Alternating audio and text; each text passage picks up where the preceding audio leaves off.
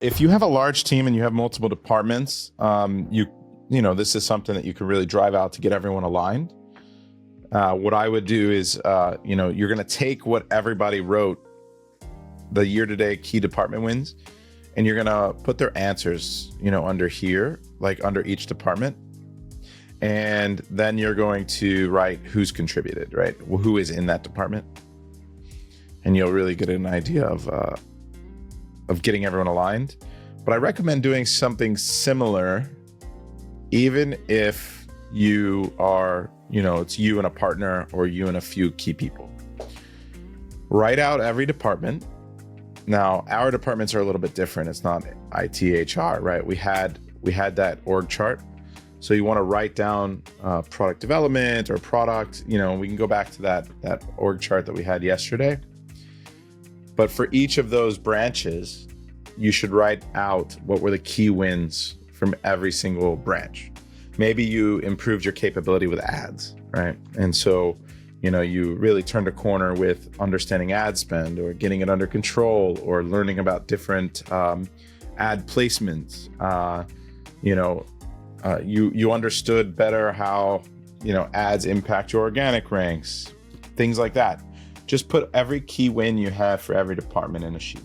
And then that's going to be something to really reinforce your retention, but it'll also align everybody on your team. Now we need to figure out the 5, in 5 words or less, all the barriers that are getting in the way of executing your HOTS.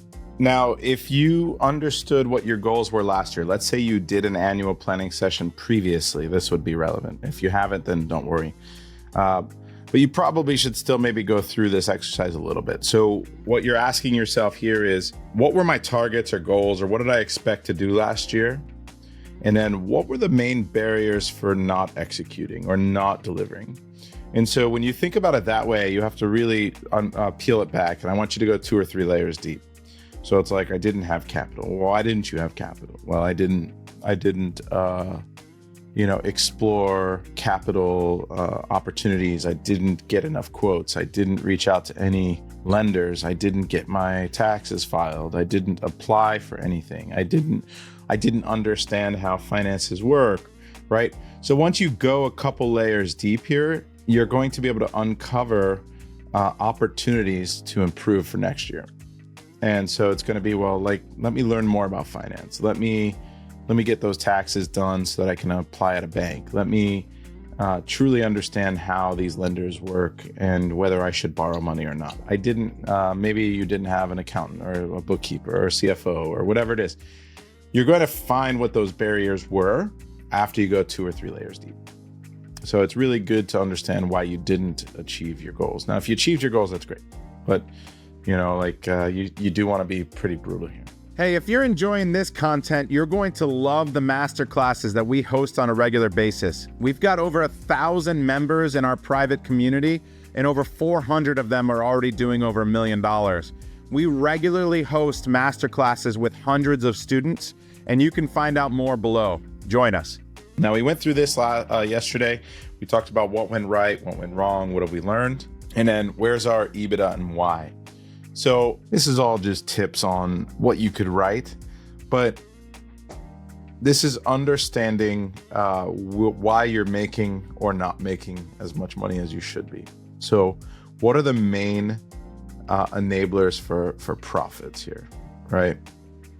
And so if you're able to tear down the profitability of your business and understand what are those main drivers for profit, for EBITDA, then really ask yourself, what are you doing right and wrong, specifically just about profit?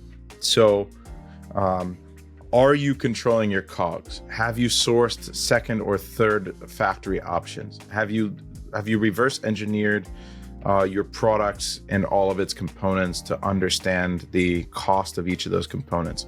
Have you asked your factory for a breakdown on costs at a component level? Have you, explored alternative shipping methods? Have you explored and spec them out, like truly dug deep and spec them out? Have you explored new packaging opportunities. And so if you look at the taxonomy and you break down what all those expenses are after your your revenue to come up with your profitability, you can ask yourself questions in each of those boxes essentially. And so you want to be able to ask yourself those questions and really try to answer what are those really, really obvious things that you didn't do, could do, or that were main contributors here.